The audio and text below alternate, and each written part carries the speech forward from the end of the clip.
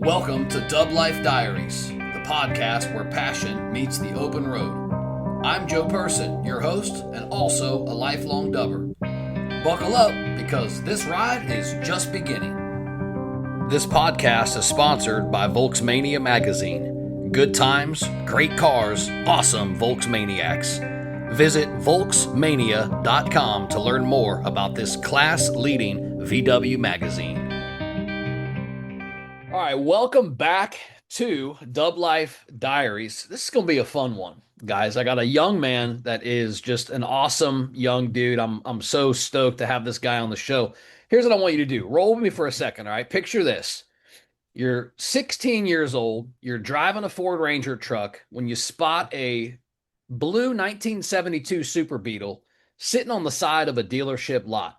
You fall in love with this car instantly, okay? The problem is the dealer wants $12,000 for this car, and you're wondering to yourself, how in the hell am I going to afford this thing? Now, where most people would move on, not this guy, not my next guest, all right? He went home and check this out, wrote a song about the car, okay? That song ended up winning an international songwriting competition. A year later, after some heartbreak, he went back to buy this Beetle, only to find out this dealership now has been shut down and the owner disappeared while facing some legal issues. Now, where the dream would have ended there for most people, again, not my next guest.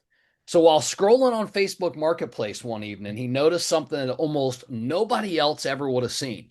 He saw the rear bumper of this exact same Beetle hiding in the background of a completely different car listing. What? I mean, how cool is that? Now, sold his truck as fast as he could, tracked this Beetle down, bought it, and then spent the last couple years of his life pouring every dollar from his part-time job, every late night, every busted knuckle, every ounce of determination, bringing this car back to life. Today, he still drives that exact same Volkswagen. He's pulled the engine a couple times. He's broken down probably more times than he'd like to admit. He's made some lifelong friends because of this little blue Beetle, and he's proving that sometimes the craziest dreams are the ones worth chasing, right?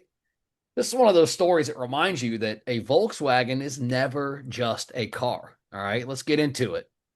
Aiden Fleischman, welcome to Dub Life Diaries. What up? I'm glad to be here. What's up, man? Heck yeah, dude. Happy to have you. You know, we talk a lot on this podcast about the youth, right? We talk about how it's up to us, like the older guys that are in the culture, to make the youth get excited about it. Brother, you're excited about it already, right? It's like we got to slow you down. So I'm super excited to have you on. Thank you so much for taking the time, not just to register, but to be willing to come on and share your story with us, with the Volkswagen community. So before we dive in, let me give a couple shout outs to my sponsors. First up on the list, Volksmania Magazine. You guys know how I feel. Check these guys out, Volksmania.com. You can use DubLife10, DUBLIFE, the number 10 at checkout. You get 10% off your subscription. Got to subscribe. Also, U.S. subscribers only. So that discount code will not work outside the U.S. I say this a lot on my podcast. How cool is it that I have to say that? Because I actually have people in other countries trying to use that discount code. Get out of here. That's so cool. All right. Next up on the list, Trippin' Seed Tie-Dye. I got to give these guys some love. Levi, Sherry, you guys hooked me up. Not only did I get this shirt from them, but they made me a Mickey Mouse theme that's red and black and obviously on a white shirt. But it's got Mickey Mouse ears and a big badass VW logo. So, I mean, if you guys are looking for a cool custom tie-dye, give Trippin' Seed a follow, give them a like, check them out on YouTube and Instagram. Next up, Salty Dub, from the beach to the bay. Salty Dub is tearing up the west coast of Florida. Really, we're getting out there. We're seeing a lot more than the west coast of Florida. But epic events and swag. Right now, we got our vent clips on the website. These are the little clips that roll that go around your vent clip on your classic car, your classic Dub, to keep those windows open. Most of us that know that don't take the door cards off, that don't tighten up that little nut down there underneath, we know that those vent clips can blow closed, right? As soon as we get out of second gear, or at least we're doing some highway driving, Those vent clips or those vents always close. So we came up with a clip. They're super cool. I'll put some pictures on them so you can see them. But yeah, check us out, saltydub.com. Same discount code applies, Dub Life 10. You can use it at checkout, get 10% off your merch. The whole fall lineup for all the events coming up are also there right now. Beach Bash, we're selling tickets, registration for Beach Bash, the Skyway PM ride, and then V-Dubs on the Pier, which is also coming up January 23rd. Awesome. All right, last shout out, my friend, and then it is all back to you. This episode is all about you. Is Vera Upholstery right here in my backyard, St. Petersburg, Florida. Check these guys out, veraupholstery.com. When I say epic interiors, I mean it. What started in the marine industry, now last year opened up the automotive line. Alan Guvara and his team busting out some award-winning interiors. When I say award-winning, I'm saying they won Bug Jam, best in class in that 1973 Volkswagen thing. When I say sick, I mean it. I mean, the Volkswagen logo is in the stitching, y'all, the seats, right on the perimeter of the seat. I'll put pictures in. You guys, epic, dude. I mean, some of the coolest work, real true craftsman when it comes to his craft for sure. But check these guys out, veraupholstery.com. It's VARA. My man, it is Oh, back man. to you, sir. Back to you, man. You about ready to get into this? Let's get it. All right, brother. So, for those that want to know, tell me, how old are you now? So I'm 18 now, and I'm going to college. I just graduated this year. This is like my last summer. I'm free before I'm Wow. off the world. So 18. So I will tell you, you are probably one of the youngest people that have ever been on this podcast, which is really cool in my opinion. But does it feel weird kind of realizing that you already have this incredible VW story? It does feel a little weird sometimes because I go to a lot of shows. I go to anytime I'm at a gas station or at Walmart, I always get stopped. Like I'm kind of become almost like a little local icon around here. I'm not trying to boast about myself, but everyone kind of knows me as the kid with the blue bug. And it's just really because I have people come to me all the time. They tell me stories. They tell me all these times, and some stories I probably shouldn't be hearing at this age, and some stories are kind of fun. You know, that's the reason I started this podcast. I've got a life, in these cars. I bought my first one when I was 16 as well, right down here in 1996 and in St. Pete. 72 also, but a standard Beetle, and it was an auto clutch, and it was a great, great, great car. But I heard the same stuff, right? I heard all these same stories and stuff, and really got bit by the culture at a really young age. So I've seen this, but again, the reason I started the podcast is because I have a lifetime in these stories, hearing these stories. So I value what you're saying. I'm glad that you're attracted to it. My kids close to your age. I've got one that's 19, one that's 21, one that's 16. I'm kind of right here with you. My kids, I've only got one out of five that are even interested in Volkswagens, and he's got a 2022 MK 7.5. Ooh, Yeah, nice car.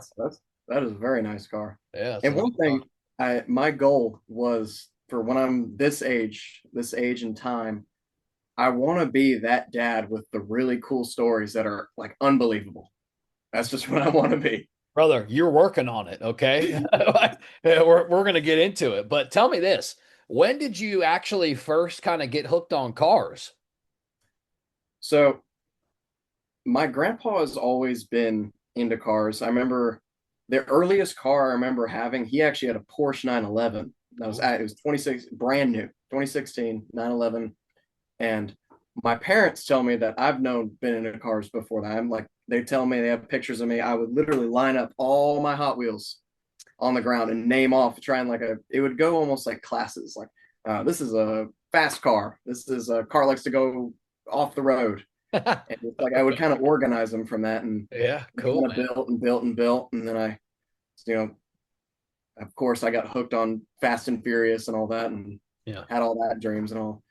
And I think I remember I watched Smokey and the Bandit, and I was just absolutely captivated by that Trans Am that I wanted those older cars. So So let's talk about Volkswagens then. Oh yeah. Were they kind of already on the radar, like even before Actually, this Blue Beetle, or was this like actually, your first taste of it? no, no. I was always a Ford guy. Okay. I I still love Fords this day. Me and my grandpa, we do old Fords and all that. He has a '57 Thunderbird that I like to take out. And the Volkswagen kind of, as soon as I saw it, the reason I kind of fell in love with it because it kind of looked at me. It's really weird to explain, but it felt like in that dealership lot when I passed by it, it looked at me That's and fucking it like was like, "Help me!" And I was like, "Oh, okay. Well, I like Volkswagen." I went checked it out, and I knew I was so green when it came to Volkswagens. Like I had no clue what I was looking at, and if I thought $12,000 was like I guess the regular price, even though I've come to figure out this car is definitely not worth that amount of money. hey man, But it's worth whatever you're willing to pay for it, brother. yeah, but yeah, it kind of that's where it kind of started was looking at the Bug from across the road, and I went and checked it out, and I was just that's when it kind of started. I kind of started to research them more, and I did kind of like the idea that it was a good first classic car because Great. when I was of course when all of us are 16, we want to have this like we have this dream of having like a Mustang. We want to have a fast car. We want to have a cool car, flashy. It's and then as heard when you get older, that kind of goes away, but it's not going away. But yeah, it kind of that idea was there, and I wanted a classic car. Like I said, ever since I was little, I wanted classic cars. I always dreamed of having one, and it said everyone said that Volkswagens were the best one to start out with because they're easy to work on, reliable, the whole nine yards for a classic car. They're the best to start out with. So let's kind of journey here then, because you didn't buy it right away, right? Didn't you talk to them at the dealership? They told you the price. You were like, holy crap, 12 grand, I can't really afford that at this point. So like kind of walk me through, what happened. Because it didn't take you like a year or so to acquire the car after Oh, it you did. first found it? Yeah. It did. So I'll tell you about you exactly. So I was coming down Highway 98 going towards Navarre, Florida, and then I come to a stoplight and I look to my left and there's a big Chevy Tahoe and then a Toyota Prius, I think. And then in the middle of all these like brand new cars, I'm telling you, it stuck out like a sore thumb. Like, and by the way, the size difference from a car today and the Bug is wildly different. And so I look, I'm like, wow, that's a little outcast over there. So, and of course, I fell in love with it, and it immediately stopped what I was doing. I forgot what I was doing at the time, and I pull over into the lot and I check it out, and I'm looking at it, and I see a big old price tag on the back windshield. It says 12 grand. I'm like, dang, I'm broke. I ain't got 12 grand. So then the dealer walks up to me, and he's a guy. We'll say that. He's a guy, and he's walking me through it, and I remember him starting it, and I was like, whoa, and like you could not wipe the smile off my face whenever he started it, and I was like completely captivated by this car, and I started talking to him like, hey, well, how about this? I have that truck right there. I'd trade you for it, or at least trade it so I can put a little bit down on it, or something like that. Make him an offer, and he calls the guy that it was consigned under, and the guy said no, absolutely not. He was trying to get rid of it, so Sure. I kind of took my loss there. Went and did whatever I was doing, and I came back home and picked up my guitar and I opened up my notebook and I just started kind of writing a bit. Started writing a nice little melody, and I got this really nice chord progression going down. And I kind of started thinking about the Bug. I couldn't stop thinking about it, so I started writing about it. And as a 16-year-old, you want a girlfriend, so I want a Volkswagen Bug and a pretty girl. That's what I want. That's the only two things I need in life right now. So, and what's funny is I've either had one or the other. So yeah, they that's kind of what the song was about, was that this yearning for having this bug. Like I can't stop thinking about it. I couldn't get off my mind. I went home and I told my parents about it. They were like, "Yeah, that's a little out of reach, but we can do that. Maybe put your mind to it."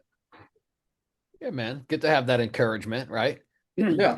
But most kids, right? They don't go home after some disappointment and write a song, right? I mean, that's like, so talk to me about being musical. Is that something that have you always been kind of a musical cat? Oh yeah. I so here's the thing. I grew up listening to like CCR. I don't know if you know Tab Benoit.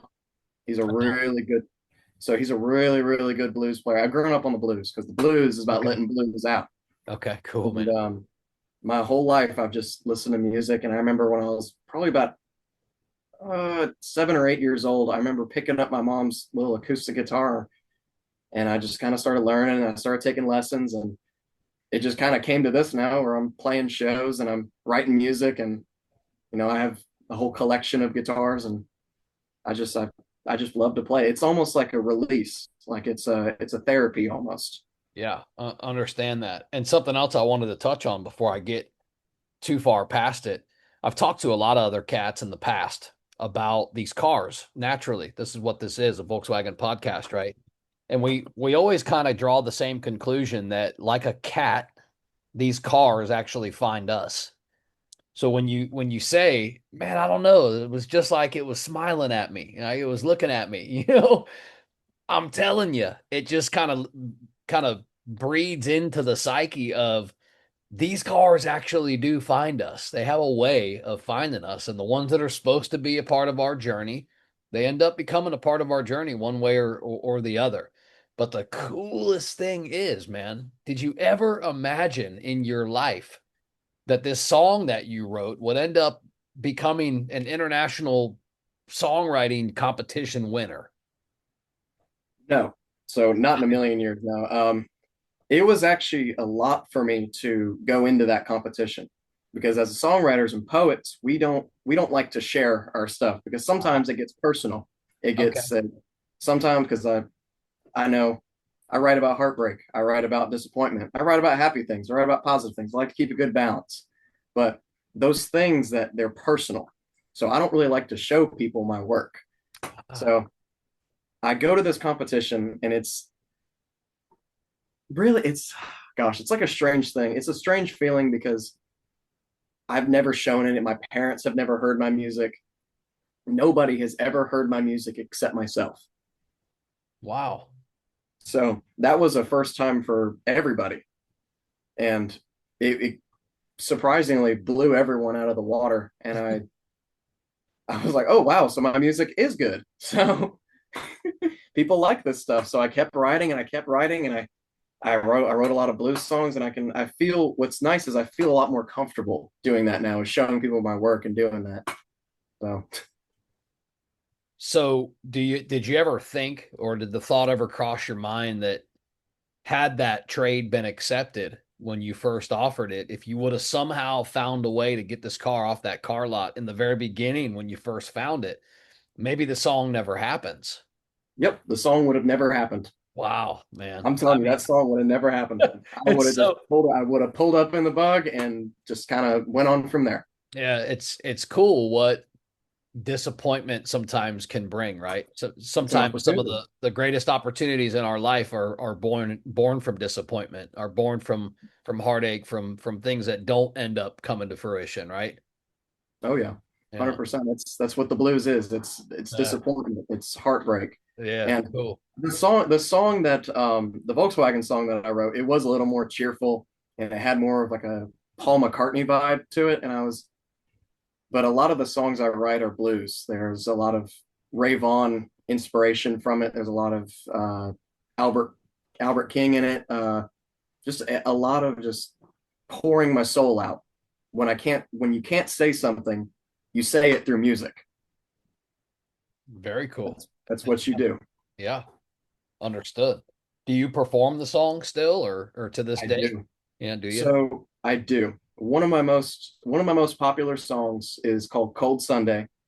It's about, again, heartbreak. It's a cold Sunday, all my summer's gone away, and it's a killer song. And I remember playing it one time. I was at the Pensacola Gallery night and I was playing it, and I was in so into that song that I literally started bleeding all over my guitar. My hands were just going nuts. Wow. I have pictures and video. It was awesome. That's I never felt freaking so cool in wild. my life. What were they bleeding from playing the guitar? From playing the guitar. Yeah, wow, man. I could show my guitar was covered in blood. It was awesome. Yeah, that's wild. That's wild. Probably a little awesome. Probably a little wild too, right? Yeah, it's just the soul, man. It's the soul of the blues. Now, you had mentioned in your storyline about getting out of a bad breakup. How much does something like that make you kind of rethink your life and what's what direction you're going and all that type of stuff? So as a 16-year-old, when you find your lady was getting around with another man, Hmm. you just kind of you think about what you could do, what you could have done different. You could have done, like, what did I do? Why did I deserve that? And you just honestly, if I could give advice to anybody in the world in a breakup, don't take things too serious. If you're taking too serious, you won't get hurt. If you're not hurt, you're having fun. And if you're ever lonely, you go to music. That's deep, bro. That's deep. Now, looking back, for me, being your age, I went through a similar thing. I had a long, pretty long-term relationship, same similar situation. I got cheated on, etc. I'm not trying to lay it all out here and do this woe is me, but I remember being a young man and having that type of heartache, and I remember the feeling. And when you were just kind of talking about that feeling, it kind of brought me back there. I've been with my wife 25 years, and we have a fantastic relationship, 5 kids together, so it's been a very long time since I've experienced any type of pain like this. But I remember the pain so was so deep that I could barely eat. I could barely eat any food. Like I remember, nothing. yeah, It it was was hard, bro. it Yeah. was hard, and like Yeah. it's not fun. I mean, I think everybody goes through it, but also you just gotta. You're young, you gotta do. It's just it's what happens. Yeah. So you just gotta have fun and enjoy the moments that you have with them, and just look back and don't ever think anything went bad. I remember my dad told me back then, he's like, look, life goes on. It's not, you're not gonna, it's not gonna make sense right now, but please understand. And life goes on. You got to eat, you got to get up, you got to, make the best of your day still. And I started to, he told me back then, time heals everything. The more time that passes, the easier it's going to get. And brother, let me tell you, as soon as I got my life back together, it was probably 3 months, maybe 4 months, where I started, being normal again, and being willing to just, not think about her all day long and have Yeah, her consume my world. As soon as I got back to normal, she wanted to come back. that's always what happens, man. I That's know. always what happens. They come crawling back. They come crawling back. My dad was like, "Don't you dare take it from Nope, me! I don't do promise you." Blah blah blah. You know what I did? I took her back. Yeah. it. She broke my heart again. But But hey, you women live and break you your learn. hearts. Women break your hearts. Bug just break down. You live and you learn, right? Live and you learn. Hey, All women right, break so your heart, and bugs just break down. yeah, there you go. There you go. So moving past the relationship and moving past some of that heartache, let's go back to some positive stuff and talk about after you couldn't buy the Beetle and you went through and you won this contest.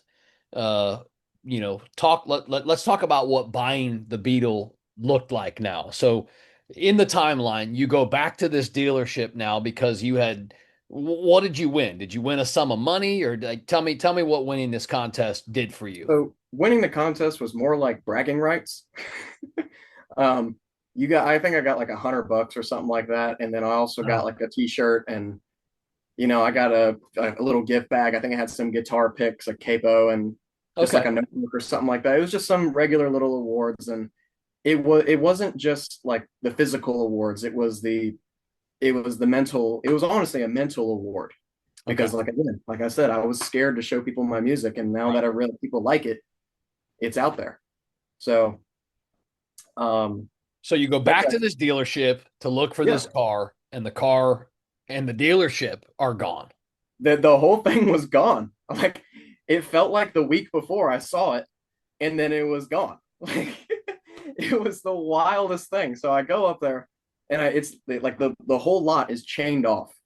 And later, when I went to back to the guy that had the car consigned, the original owner of the car, he actually told me the story about how the guy that owned the lot, he knew him pretty well, and he had a DUI charge, and he was skipping on court.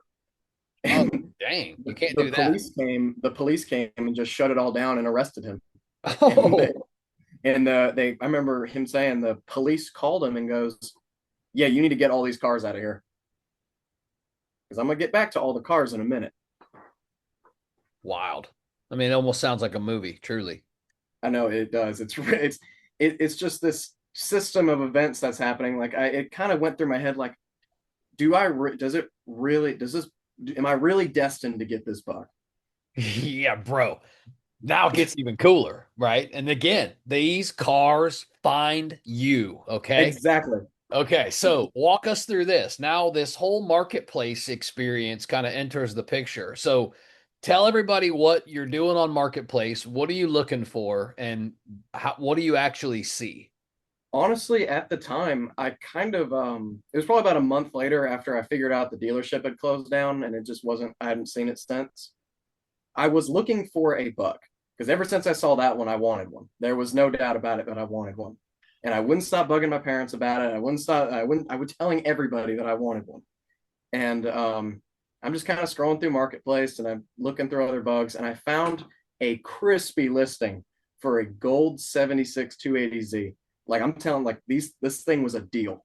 Wow. 11 grand for a pristine condition. When I've seen those things go for 30, $40,000.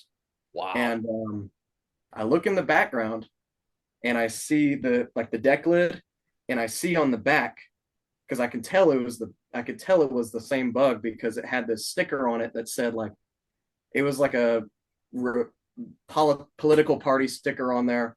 Okay. You can vividly see it and you can see the deck lid and you can see the bumper and I was like that's that same bug I was looking at. I was like oh, so I messaged the guy. I'm like how much do you want for that? He's like 5 grand, come and get it. Whoa, Are bro. you serious? That price dropped quick. I went straight to my parents and I was like, we're gonna get in that bug. And they're like, where's the 5 grand? And I'm like, well, how am I gonna get 5 grand? So I didn't want this bug to sell.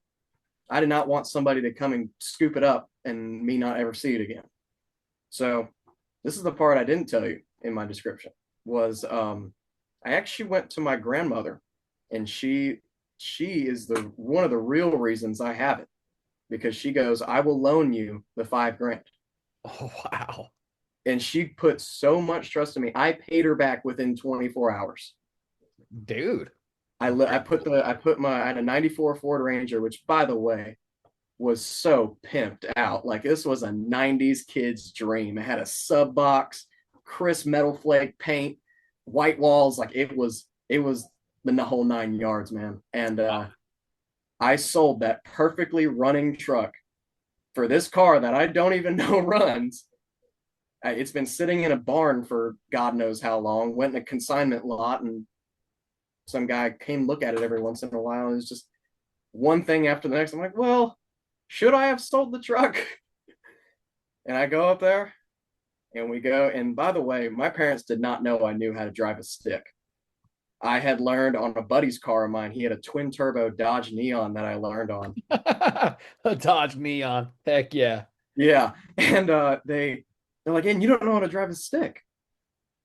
I'm like, yeah, I do. And they didn't. So they got my grandma to because she drove a Z28 with a 4 speed and for her whole life. She still drives six to this day. And we get in the car, it barely starts, and it's sitting there backfiring, spitting pops out of the back, and she gets in and she can't figure out how to put it in reverse. You know, bugs have a very specific way to put it. You have to like go down and then up, then back, and then you're just like, how do I do this? So we spent like a good 3 minutes. And by the way, the guy would not show us how to do it. So we were like sitting there struggling. We're grinding gears and all that, trying to put it in reverse. And we finally got it by reading that little pattern on the cigarette box. Yeah, yeah, yeah. Sick. Crazy, man. And then we get going and it runs out of gas probably in like 30 feet. Like, all right, that was a good test drive. But in that point, I knew it could start. I knew it would start. And when it did start, you could not wipe the smile off my face because I knew this car was mine. Awesome. So, and the paint you see on that picture is all original. That was like one of the only good parts about it was the paint. That's all original too. That's all original. That thing looks great, bro. Yeah. Must have been So, inside or something for a number of oh, years. so it was actually kept in a warehouse for 40 years. Holy shit. What year is this one again? This is a 72 Super Beetle. 72. Yeah, 72. So he bought it for his son to drive around. His son drove it around for a little bit, and then his name is Eric. His name's Eric. Let's call him Eric. And Eric, he's a car collector. He had 98 cars in that warehouse, and he just pulls the bug out. He had, I'm telling you, GT40s, GT500s, Mustang fastbacks. He had probably 4 buses in there, a couple things, 3 more Beetles in there that he just liked. And he was like, I just want to get rid of this one. I never drive it. I don't really work on it. So it's just there, you know? So I'm like, okay, well, I'll take it. And we start talking numbers. I'm talking with Eric and we start talking numbers and I go, well, you want 5 grand for it. I'm gonna tell you what, I'm gonna offer you 4,500 and I'll take it right now. Because I had the cash on me. And he goes, biggest blessing of all time. You're a nice kid. I'll give it to you for 4 grand. He knocked off the price himself. Wow, bro. And what's really funny is like the business side of me. I like to do sales. I like to sell things and wanted to keep a straight face, but I couldn't. I couldn't keep a straight face the whole time looking at the car. I didn't care that it ran out of gas. I didn't care that it broke down. I was like, this is awesome. So yeah, I bought the car for 4 grand, and he actually owns a towing business out in the local city, Pensacola. And he's like, I'll get it towed to your house. So Okay. he towed it to our house, and we had it express delivery right there in my driveway. And in the morning, I woke up with a puddle about that big in the driveway. And I'm like, well, this is gonna be fun. This is gonna be a roller coaster. So walk me through. You get this car, like what are some of the first things that you notice or that go wrong aside from running out of gas and aside from this puddle? So the reason that so I know all Volkswagens leak oil. I kind of noticed that over time. And one of the biggest problems I had was it didn't leave a mark. It left a puddle. Like I have pictures of it where I came home from work and it's just like a whole quart just coming down. And I would have to, I remember every day in high school, I had to I kept like a gallon of oil. I mean, every day when I left, I would have to refill it. It was I probably spent like $80 a month on oil. And I think the first thing that went wrong was actually the whole ignition system. It was super old and dated. The spark plugs were all seized to the heads. And Wow. it took me like, by the way, I had never touched an engine in my life. I had never worked on a motor. I've done subsystems. I've done all this really like cosmetic work a teenager is going to do, Right. but I'd never touched a motor before. So I had no clue what I was doing. So I'm kind of winging it here. And I changed the spark plugs and the backfiring stopped. So I'm like, that was an accomplishment. And then we take it on its maiden voyage. On the maiden voyage, we went to Walmart, of all places to go. We went to Walmart. And we actually broke down in the Walmart parking lot. The fuel pump went out. Literally, like I've owned this car for like 3 days. Dude. And it's just one thing after the next. And that's when kind of a regret set in. But I kept like, I'm persistent. I keep going. I'm like, this is going to work. I'm going to make this thing a tank. So we get it. I pretty much just like jerry rig the fuel pump to like pump fuel again. And we get it home. By the way, Walmart's like 3 minutes from my house. So it's not like a 30-minute drive or anything like that. Sure. But we get it going again and I park it by the way, I didn't know it was the fuel pump when the fuel pump went out. kind of sort of like I just kind of like kept touching stuff and squeezing fuel lines and all that and like messing with stuff until it started again in a Walmart parking lot. And we just kind of I bought a new carburetor for it, and that was the biggest mistake I think I've ever made. Was that was the first lesson is buy good parts, buy German parts, buy nice. I literally bought, I think, like a $50 carburetor off of Amazon. Oh no. Yeah. And that Good, thing good, clunked good my point. car for like a month and a half. I could not figure it out. Again, I'm green. I am green as the grass that grows in my yard. Mhm. It's like I didn't know what was going on. And one of my buddies, my neighbor, he came over and he kind of taught me a few things. His name's Justin Price. He comes over and he's very patient with me. And he teaches me all these things about this car, and I'm slowly learning things and making mistakes, busting knuckles, doing all this stuff. And over time, I start to learn more things, and and I start to do some things on my own. Like I don't know, I changed the exhaust, and I put some cool mods on it that make it cooler, make it faster. You've even pulled the engine a couple times, right? I have, Yeah. So I mean, which is you've gone through some stuff. Like, to bring us up to speed, like what are all the ways that you've kind of brought this thing back to life and made it your, dependable daily driver? dependable daily driver. It's still in the works, but but walking through all the things that I did, it was a lot of trial and error. Okay. I tried to do a vacuum advanced conversion, and the car didn't like that. I was 30 miles from home, and literally the distributor just cut out on me. And I knew it was the distributor because the gas went into the float bowl. I was like, all right, the car doesn't want it. So actually, it was the Volkswagen Club, the local Volkswagen Club, that towed me back home. So and that's another thing of the Volkswagen Club. I entered that, and they've helped me a lot through this as well. And I put one of those empty glass packs on there, which that sounds pretty cool. I made a surf rack. One of the guys from the club actually donated that rack to me. It Cool, was man. it's a 1960 rack, and it was pretty in bad shape. Like you could touch the wood and it would just snap. And I completely restored it, re-chromed it, did everything. I tried my best to fix all the rust, but it just kept going. So that's just like it's kind of a part of the car now because the rack is like crooked. It's crooked a little bit, so it's kind of like an icon of the car. It's the crooked rack. It's nice because I can take my surfboards around, go surfing on the beach, and just I've done so much like fun stuff to the car. I've The reason I pulled the engine the first time was because I wanted to do a full clutch job. Like I wanted to do throwout bearing, pressure plate, clutch, flywheel, rear main seal. I wanted to get through that whole inside of the motor. And then I did the transmission mounts. I did everything while I was down there. While we're here, might as well do it.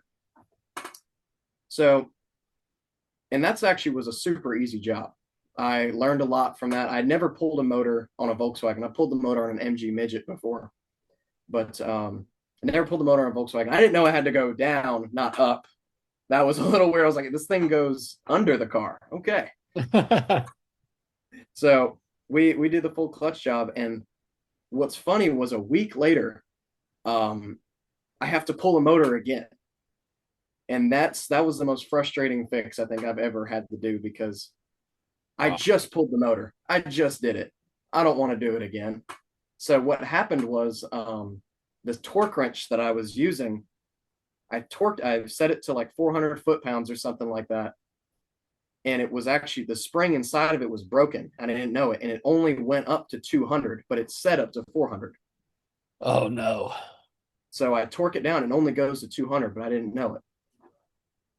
So I pull the motor again and I lock that thing down like it ain't moving. That's like a Jesus bolt right there.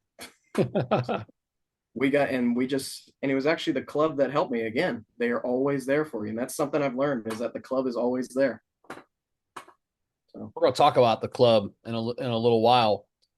Tell me how it feels being, a young man, 18-year-old kid now driving something daily even that you actually personally rebuilt yourself?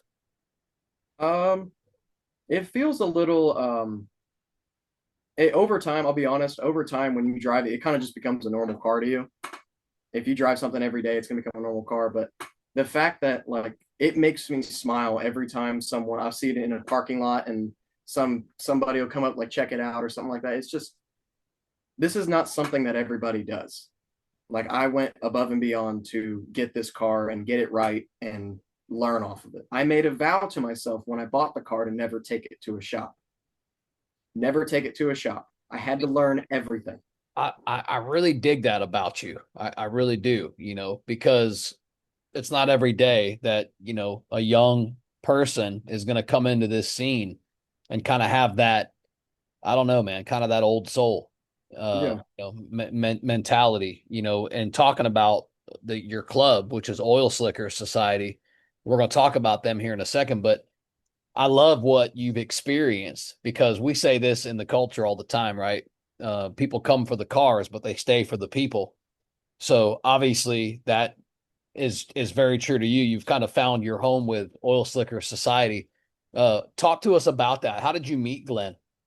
So Cool. Glenn, there was an event. I've always kind of seen Glenn around on the group, the Facebook page and all that, and I've never actually met him in person before. So we have a lady in our group called Volkswagen Barbie. She Yeah, has, I know her. yes. She's been on the podcast. Oh, really? Okay. Yeah. So yeah, Volkswagen Barbie, she hosted an event at her house called Volkswagen Barbie's Tech Session Campout. I And the mean, campout, bro, how cool can you be? I know, seriously. So Seriously. the tech session campout was normally once a month we do our annual tech session where it's for a few hours we'll all get together and we help each other work on our cars. That's what we do. I've I been to wish we 4 or had 5 that of them. here. We don't have that in the Tampa market. I wish we Yeah, did. you should start it. You should start a tech session if you know anybody with a lift. And I so do we all actually, and just we have talked about that. so we kind of all get together and work on our cars, but we've never done one where it's like multiple days. This one was a 3 day long tech session. Damn, cool. So and I this was the first time I ever pulled my motor as well. So I got the kind of easy way where I got to put it on a lift and do all that. So people kind of criticized me on that. Oh, you did the easy way. Well, I pulled the motor and I got it fixed, so I don't care. Bro, that's not the easy way. You did it the smart way. Yeah. So we and by the way, I've never done anything that's really camping before. So this is my first time sleeping in a tent. So we get on Barbie's house, and I'm not gonna tell you all about their big compound or anything like that, but they have a lot of land, Yeah. and we get and I'm the first actually in line for the lift, so I get up there, and it's about 2, 3 o'clock in the afternoon, and I start working on my car. Just I have all the parts here. I'm by myself, and we're just here, so I'm gonna start working on it. Get first dibs on the lift. So on the lift, I'm doing there. I'm starting to kind of scout out, and I have scout out everything. And then Glenn shows up, and Glenn, he's a really nice. He's very tall. So Glenn and I, we start talking, we start chatting, we start to really bond together. And he starts helping me work on my car. He teaches me how to kind of pull my motor and what the bolts are, and kind of tricks on how to do it a little bit. And yeah, he was a super big help on that whole tech session. I And love his actually, teaching style. I've watched a shit ton of his videos and I yeah, just love his teaching style. it's amazing the way he teaches. Yeah, And I agree. what was really nice about Glenn, and I'm kind of glazed Glenn for a minute here, was the fact that he didn't at that tech session, which is a crazy story, was I worked on my car for 48 hours straight, no sleep, literally going off energy drinks. I was doing stuff nonstop. I replaced all the fuel lines. I went through the motor. I rebuilt the fan, went through the alternator, did the intake boots, and I just kept going deeper and deeper into this car just to get it done. And I actually haven't leaked a drop of oil since then. Dude, that's crazy. In fact, it's all coming together for me now. When Glenn was on the podcast, we talked. I don't remember if it made the show, but we talked about you.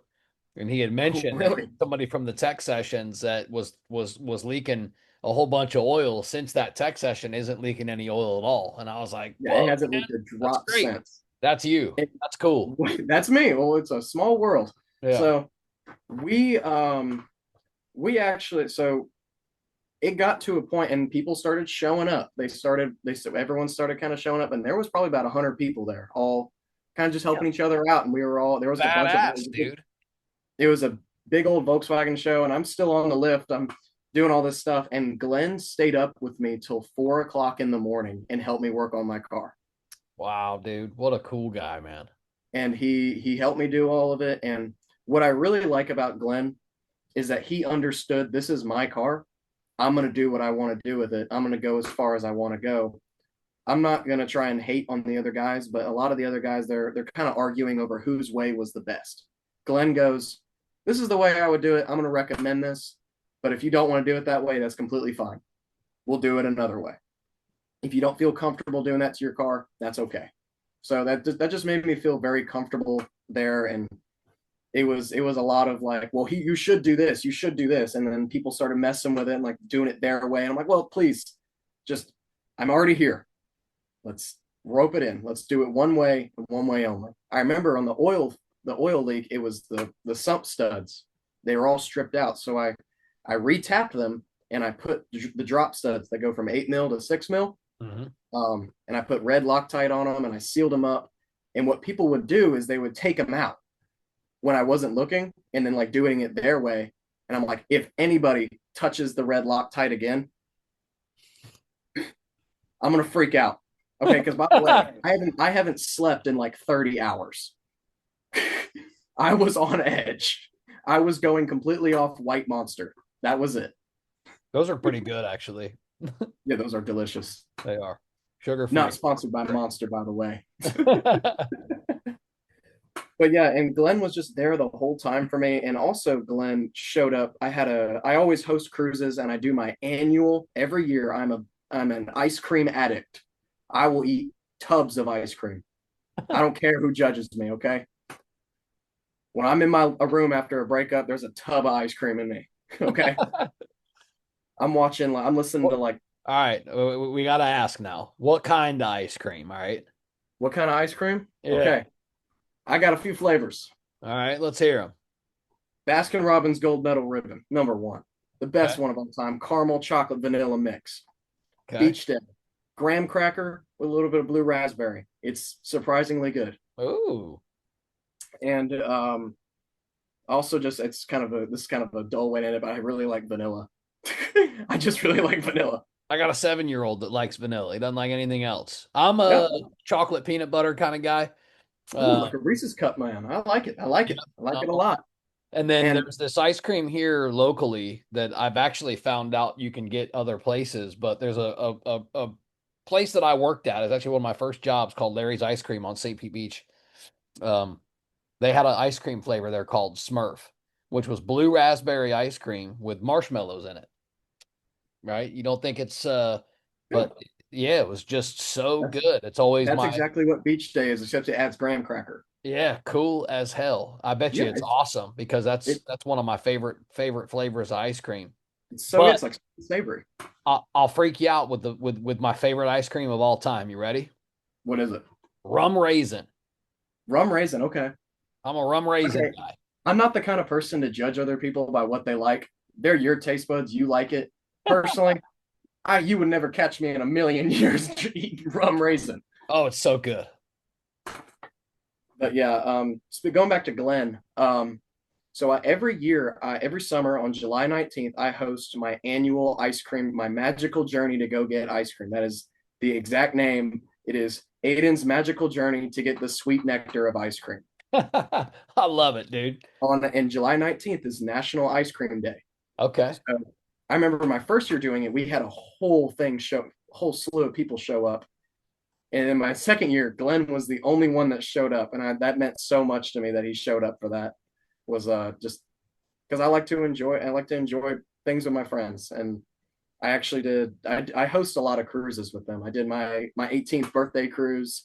I did the ice cream cruises. I did Hey man, 80s graduation cruise. the club is popping. I'm part of Yeah. the club now too, so I get all the emails and Glenn sure has that club dialed in, man. It's a Oh yeah. blessing actually, and I wish I was up there to participate in a lot of the stuff that you guys do, but I'm baffled at the amount of number one organization, but number two participation. The amount of events that you guys do. It's pizza Oh yeah. this and ice cream that and tech night this and tech night that. I'm like, damn, man, you guys got Exactly. it And going on up there.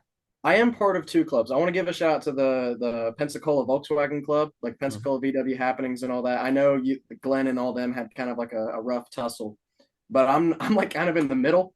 Like I'm like, well, I like both sides. I mean, this is not what Volkswagens are about. This is Yeah, not right about a on. gang. Right, This is right not a on. gang war. And I don't know anything about either side. So, I like Glenn and Yeah, I've heard of the other, Pensacola stuff and shoot, I like them too.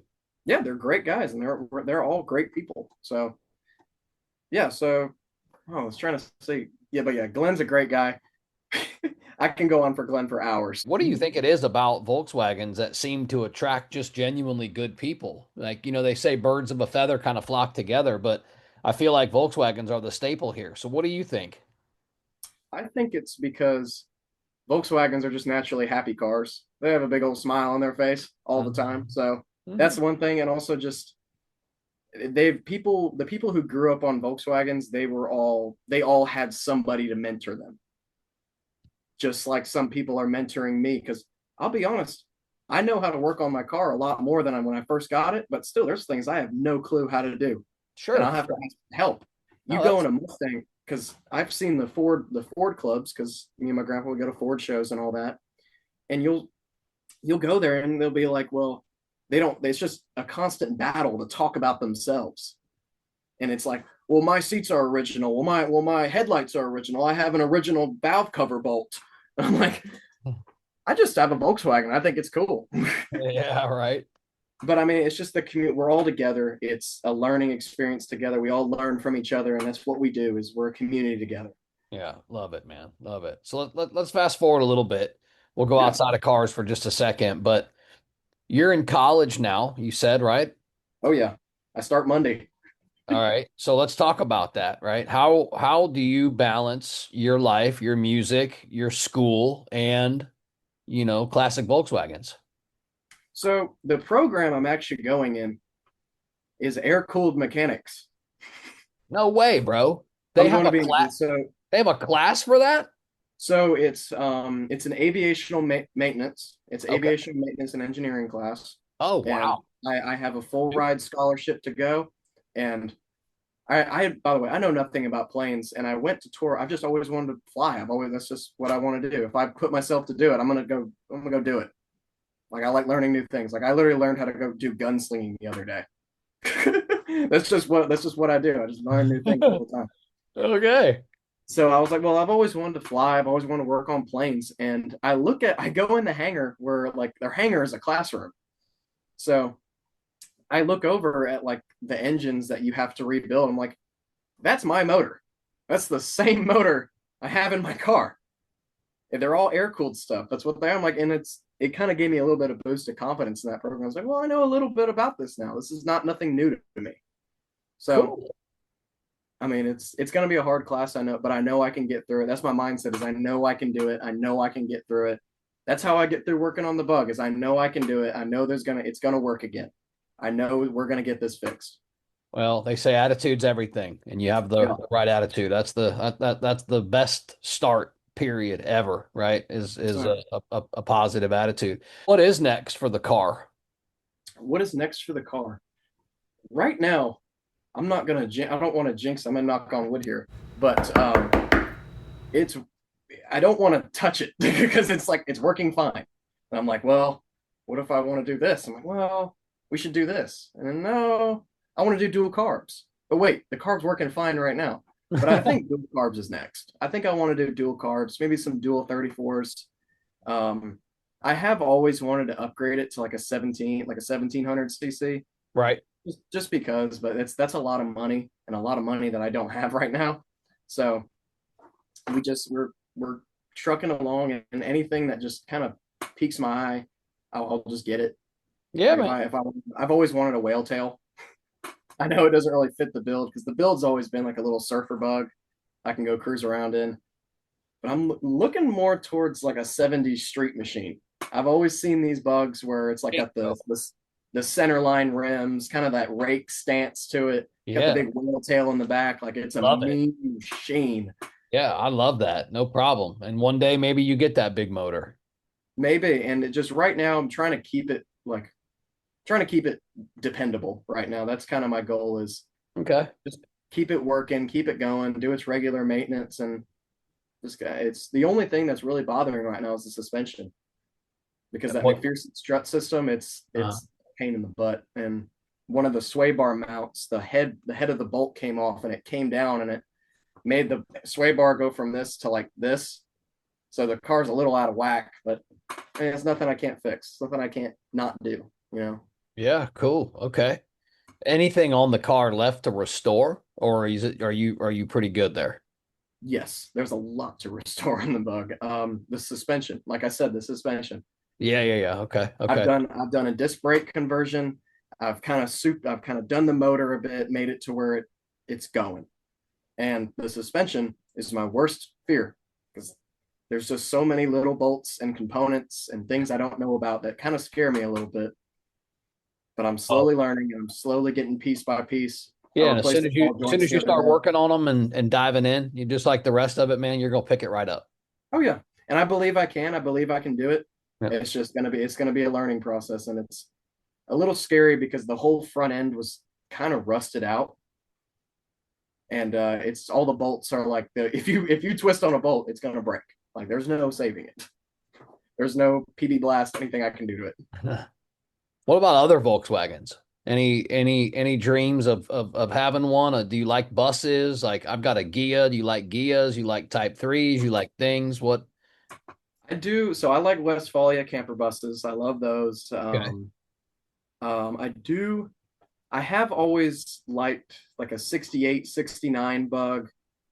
Like I've always liked the more stock look, just a more stock thing, not anything too crazy, like lower, it's slammed to the ground. I know some people love to do that. And that's also what I love about the Volkswagen community is that we can kind of do anything we want to our cars and it's not going to be like we're going to be shamed for it. Oh yeah, Again, love I that. went to I went to a Ford show and some guy he completely changed a Mustang from what it was, and people will criticize him saying that like, well, that's sacrilegious and all that. I'm like, who cares? It's what makes you happy, It's your and car. Yeah, exactly. that's what I love about Volkswagens. You can have some guy that likes to slam it on the ground, and I've literally seen a bug monster truck. Some guy put Monster Jam tires on a bug, and it was awesome, and just everyone Hell thinks yeah. they're so. That's absolutely our culture. And one of the things that I'm most proud of myself is regardless of your background, your career, or whatever you are, you know that you can go to a Volkswagen show and meet all walks of life and see cars from pristine paint to patina to absolute rust buckets, and they're all equally as cool. Yeah, Speaking of, exactly. speaking of personality in these cars, have you seen my wife's paint job on our Carmen Gia? I have not. All right, I'm gonna show it to you. Yeah. Oh wow, that's pimping. That is pimping right there. Yeah, I like that. So I like that a lot. she's got some Porsche wheels going on it here in the next week or so. I'm just waiting on some parts. I just had to get two of the tires replaced. I bought four new tires for it. I tried to go somewhat staggered, um, but my measurements were off, and the tire for the back I got was a tiny bit too big. So I got a 185 60 15 for the Porsche 15 by 7 that I'm running, and the 185 can't cut it. So I went down to a 175 55 series. So it's a little smaller this way and a little smaller height wise. Yeah. And I've already taken the front and put it on the back, so I know it's going to fit. So I've actually got those wheels at the tire guy, dropped them off today. So yeah, getting that done. But back to you and the Volkswagen community. You're right. That's the coolest thing about, these cars is everybody has them done just a little bit different, right? Oh yeah, Yeah. yeah, 100%. I mean, have I always wanted to cut a bug in half and make it a Manx Myers? Yes. That's like that would be one of my dream Volkswagens is a Manx Myers. Okay, that's cool as hell. One of mine is Volksrad. I love the Volkswagen. Volksrad. Yeah. I have seen those. I do like the Volkswagens. There's actually one for sale. One of my buddies has one for sale for like I think 9 grand right down here. Yeah, I love those. I love chopping the top and the big motor and taking all the fenders off. And, I think that's the coolest thing Oh to, yeah. to do with a Beetle. But let's talk about the future a little bit. All right. Where do you see yourself in 10 years? Because I know a lot of guys that say they've had a Beetle since high school, right? And now they're my age, and they've had this car 25, 30, 35 years. Do you see yourself in 10 years still driving the same Beetle? I do see myself driving this, not daily driving it, of course. That would be absurd. But I think, yeah, I definitely see myself keeping it and driving around, maybe giving it to my kid, giving it to my Heck kid and yeah. letting him enjoy the same experience I have. And like, I mean, I've made so many memories in that car through high school. And what's funny is that like a lot of people they don't remember the memories that they had in high school because they're old. I remember them because they just happened. And they didn't happen just too long ago. Like they say you can't fit 8 people in a bug, you can do it. You can definitely do that. I've got some I've done that wild before. memories of my high school times. I had my car around your age. I drove my car from 16, the summer I was turning 17, I got that car, 96, and I drove that car till I was 21. And I actually Okay. sold it to my brother who had it for another couple years and then sold it to one of his friends and then we lost track of it. But just to talk about the memories and the high Yeah. school times and the craziest stories ever, just like yours. And looking at the picture behind me now, I had a little bit of a different style roof rack. It wasn't quite like that, but we would put four, five, six surfboards on that sucker, and I would have two people sitting in the front seat, one sitting right on the e-brake, one sitting, and then I'd have three or four people in the back seat, and we'd be going up and down, the West Coast, especially when there was a break. We would surf, and we go look so we'd drive down south to Venice, we'd check the north and the south jetty, and then we would drive to another beach and check there. And we even did a ton of East Coast trips where we drive Nice. straight up into Orlando, straight out to Patrick's Air Force Base, and straight out to Cocoa Beach. And yeah, man, I got a ton of memories in that car. So when I hear you say that, I'm like, Yeah. cool, because Yeah, I have the exactly. same memories. I made a shit ton of memories in my Beetle. Yeah, there's a lot like I told you in the little biography, is there's a lot of stories that I can tell my grandkids and not tell my grandkids. That's okay. That's okay. That's what makes life so cool. Yeah, I mean it's I look at that car and I if I ever thought about selling it, I don't think I could put myself to do it. Because every time I get in that car, anytime I don't know, anytime I look at I don't know the back seat, I'll remember a time that like I all my brother's friends were piled up in the back seat and like I'm telling you, every time we hit a bump, the exhaust would scrape down and you could see sparks flying out the back. Oh, We had dude. we had probably 5 guys back there. Wow. And And if you do ever end up selling this Beetle, don't beat yourself up, man, because I sold mine, right, from way back then, and I've had these bugs I've owned over the course of my life now that I've been able to establish new memories in. And I've got, in this new kind of level of nostalgia through these other cars that I've owned over the course of time. So if life takes you down that bumpy road, try to hang on to it because I sure wish I did, and I would have a lot of my cars, right? Especially the first one. But yeah, if life does end up taking you down that path, don't worry, brother. You'll get another one and it'll be yeah. just as cool.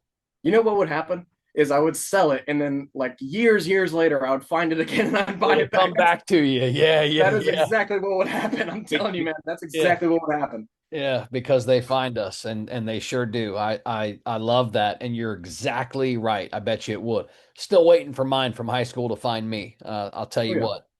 Now your mom gave you some advice back in the day that's really stuck with you. And this quote that you have in your backstory, if you follow your dreams and you don't half-ass it, you can do anything. How often do you think about that?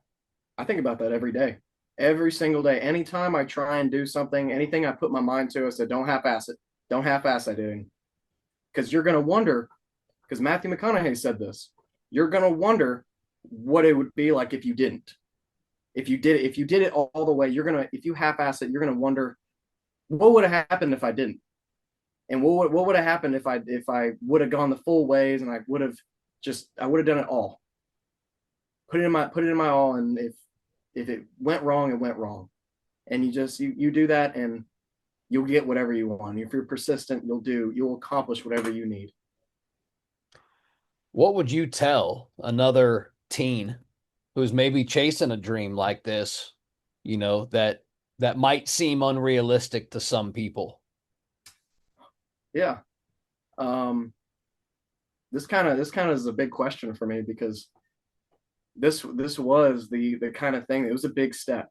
It was a big decision. I had a perfectly reliable truck, and I was going to sell this for something that breaks down all the time, and it's just a dream. And to some people, it was a stupid dream. And what I would be is, don't let other people decide what your dreams are and decide whether they're good or not. If you like something, go for it.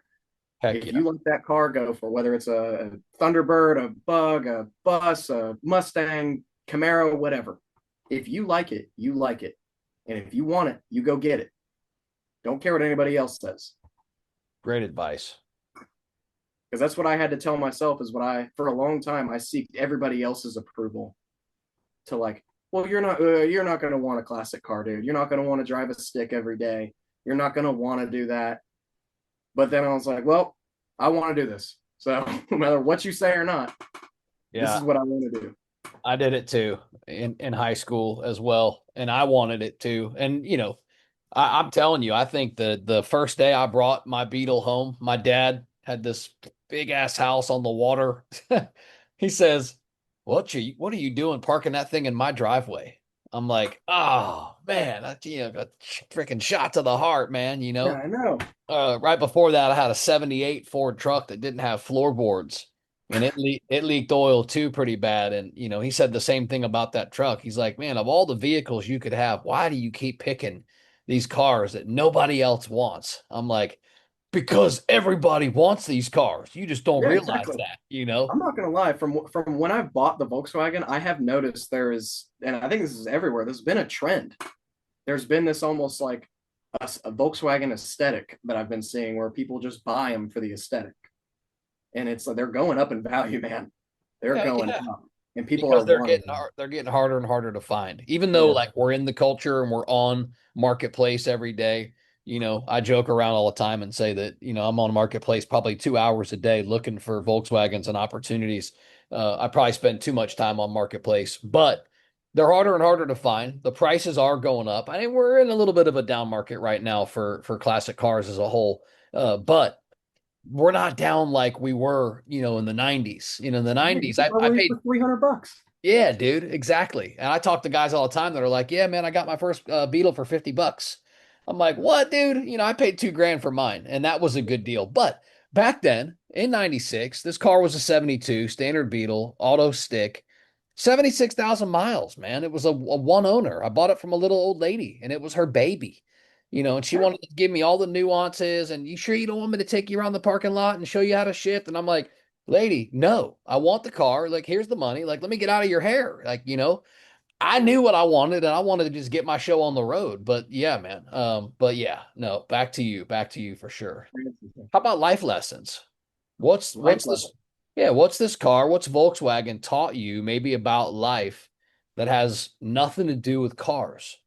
humility. Hey, I fantastic before lesson so in a young I man. will Fantastic I lesson. will be very honest with you. Before I got the Bug, I was a very boastful person. Like I would boast about my guitar stuff and how good I am at guitar, even though I look back on the videos of me playing at that time and I wasn't that good. But like I would tell everybody I knew how to work on cars and I knew how to do this because I thought it would make me look cool. And it was almost like lying a little bit, but it was very much boastful about myself. And then when I got the bug, it was like there's levels to this. Like I need to humble myself and I need to kind of take advice from other people. And I need to kind of humble myself because the car is now one of my top priorities. Because if I don't have a car in the morning, I'm not going to school or else I got to find another way. So I got to humble myself and I got to kind of just, I don't know what the word is, just stay true. Stay true to myself and kind of put myself in check. And like I said, I'll probably say it 10 more times. I don't want to boast about myself. Well, let's speaking of the word then. The word, a word. Give me one word that describes the Volkswagen community. One word. I read this question and it took me like I can't it was like a took me like 2 days to think of an answer. And it's just it would all come down to passion. Hey, man. Great. Learning, and passion. Okay. I Or dig it. compassion. Passion. There we go. Passion. Hey, So that's a great answer. passion. That's what we do. And if like passion is we want to pass down this. We want to like just like me, like my buddy Justin, like I was saying, he was there from the beginning. He was there like when I was in my garage, just like looking at this, like what do I do here? What the heck am I looking at? And he was there and he passed down this passion to me. And I'm also teaching other guys. Like one of my buddies, he's become a junior this year and he's getting his car and he wants a bug. And I'm helping him Cool. look for Cool. I'm helping him look for one. I'm sending him listings on what to look for, what to do with it, and if he ever needs help, I'm always there for him because people were always there for me. Beautiful. Love that.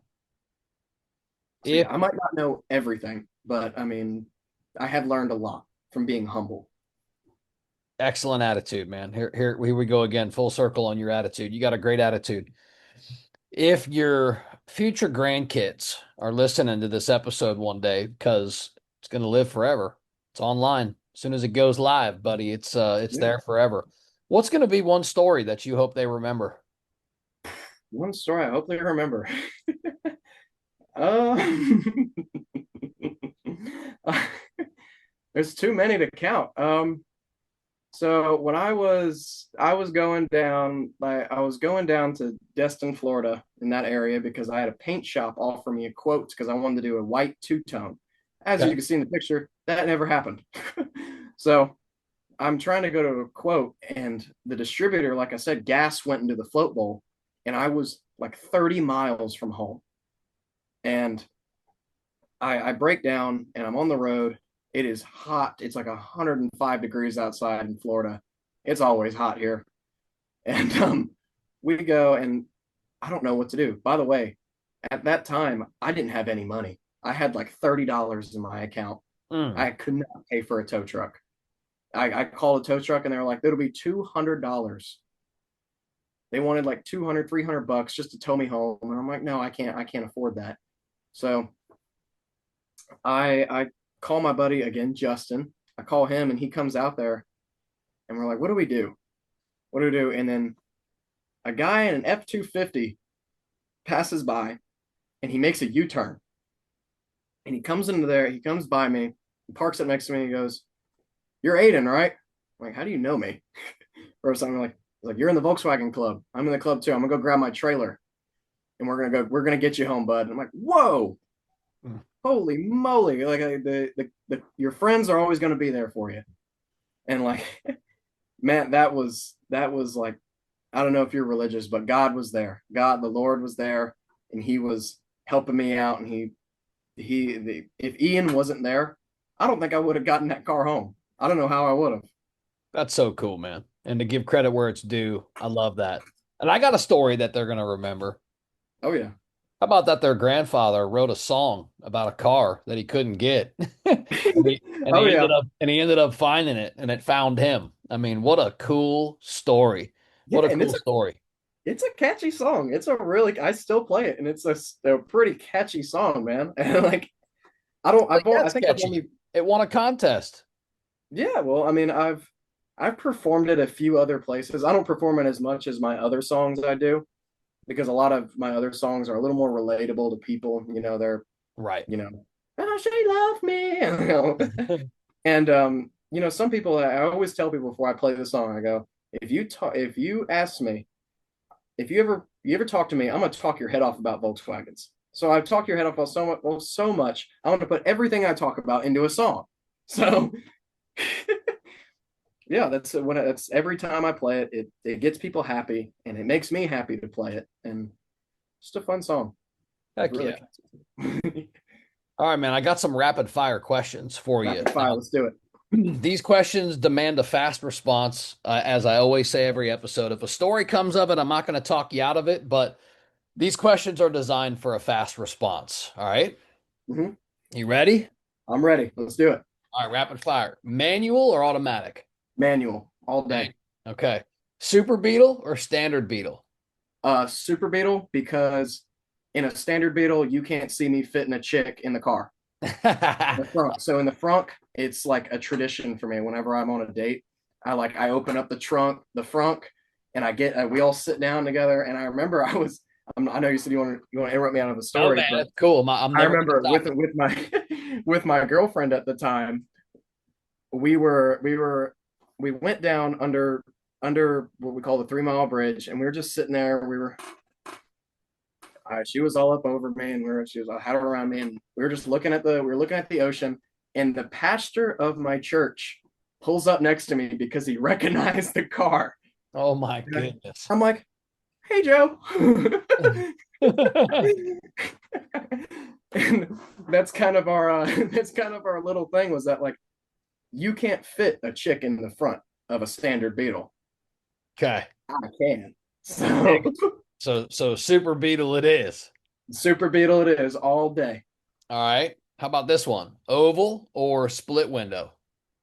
Oval window. I think that I can't see out the back of the split window. I know they're cool, but I can't see out the back. Okay. Stock or lowered? Stock. Stock. Okay. I dig it. Chrome or black wheels? Chrome wheels all day. I am an absolute, like, I know this isn't a Volkswagen rim, but I am an absolute Krager lover. I love Krager SS. Any slot mags, Kragers, I love chrome wheels. Great looking wheel. Yeah. I love those as well. My whole background is lowrider culture. Hmm. Kragers were real big in lowrider culture back in the day. So yeah, man, I like those a lot. Roof rack or no roof rack? Obviously, roof rack. I got to carry my surfboards around. Heck yeah, heck yeah. How about this one? Carbureted or fuel injected? Carburetor, because I don't know how to work a fuel injector. You're about If to I'm on the learn side of though. the road and I could just pull out an idle jet valve, I can just clean it out and be on my way. If I got to pull out fuel injectors and handle wiring, the less wiring, the better. What is your favorite VW engine sound? When it's not breaking. When it's running? So I feel like most people are gonna say like the tweeter exhaust, but honestly, my favorite sound is either the horn or the blinker, like the blinker switch. I Hey, don't know what it is with that. It's just like it's a little chime. cool. I dig that for sure. Awesome. How Yeah. about how about favorite road that you've driven on? You Favorite road I've ever driven on, and I have a story about this too. okay? Um, Let's hear it. so every single day, every day, I haven't missed it in a long time. I do this drive called the Shoreline Loop. And in this Shoreline Loop, it is not more than a 8-minute drive. And I call it the Gulf Breeze Tail of the Dragon because it goes through all these beautiful winding roads. It's got trees, really beautiful $1 million homes on a beach side. And you're just cruising through these corners and taking these corners real nice. And it's just a nice road to drive on. And I remember I every day it was my like kind of relax. It's kind of get my mind off of things. With college right now, it's been really stressful, and I can just listen to music, drive that road, and just cruise. That's it. I get my mind off of everything. I dig it. So Cool it's a cool. story too. like I said, not more than an 8 minute drive, and it's just around some corners, and there's no stop signs or red lights. It's just straight around cruising, and then you're done. How about favorite or best, should I say, VW show that you've attended? Um, Favorite show I've ever attended was our the Volkswagen Pensacola Volkswagen Club or VW Club Emerald Coast National Meet. We do it at Wow. Five Flags Speedway, and it's a 3 day long car show where we just camp out there, and we ever from people all around the world, Louisiana, Mississippi, Kentucky. Like I've seen people come from Montana driving their bug or bus all the way down to see this Wow. show. And Hell they'll yeah. probably have last year they had about 1,200 cars. Dang, man. That's a So big show. one show I really want to go to is Bugs on the Bayou, Yeah. hosted by Derrick Henry. I really want to go to that one. I think that one's gonna be pretty fun. Yeah, So Derek's a special guy. He's been on the podcast too, and we've seen each other at several shows. Fantastic human being. yeah, he's an awesome guy, and he was also there from the beginning. I was actually one of the first podcasts he went on that I went on.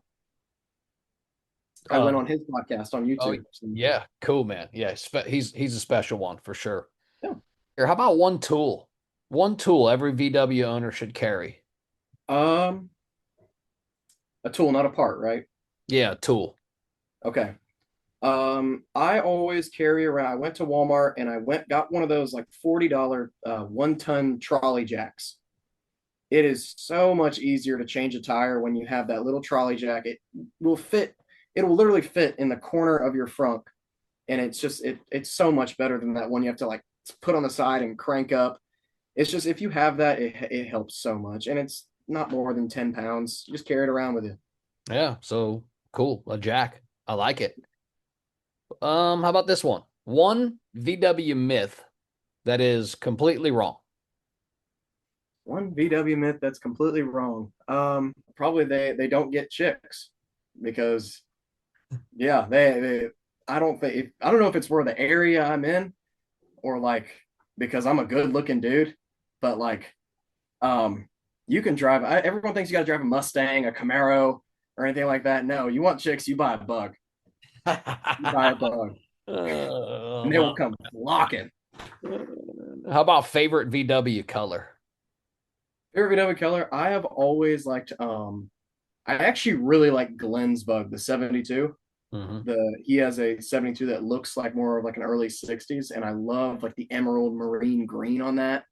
I also really like the yellow, and the one I have is the royal blue, I think, which I really like that one too.